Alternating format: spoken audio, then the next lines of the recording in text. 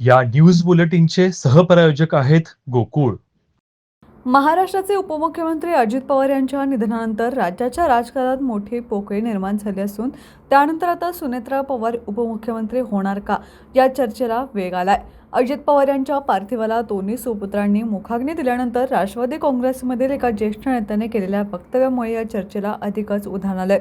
अजितदादांच्या कार्याचा आणि नेतृत्वाचा वारसा पुढे नेण्यासाठी सुनेत्रा पवार यांनी जबाबदारी स्वीकारावी अशी मागणी त्यांनी केल्याची माहिती सूत्रांकडून मिळत आहे.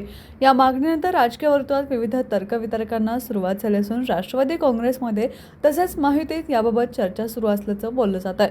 मात्र या विषयावर पक्षाकडून किंवा वरिष्ठ नेतृत्वाकडून अद्याप कोणतीही अधिकृत प्रतिक्रिया देण्यात आलेली नाही. राजकीय विश्लेषकांच्या मते अशा भावनिक वातावरणात अशा स्वरूपाच्या मागण्या पुढे येणे स्वाभाविक असले तरी उपमुख्यमंत्री पदाचा निर्णय हा पक्षाची रणनीती, संख्याबळाने वरिष्ठ नेत्यांच्या एकत्रित भूमिकेवर अवलंबून असतो. दरम्यान सुनेत्रा पवार या सामाजिक व सार्वजनिक जीवनात सक्रिय असून त्यांच्या कार्याची दखल घेतली जाते. त्यामुळे त्यांचे नाव चर्चेत येत असले तरी सध्या ही बाब केवळ चर्चा आणि मागणीपुरतीच मर्यादित असल्याचं चित्र आहे. पुढील काही दिवसात राष्ट्रवादी काँग्रेस आणि महायुतीच्या नेतृत्वाकडून याबाबत स्पष्ट भूमिका समोर येण्याची शक्यता व्यक्त केली जात आहे.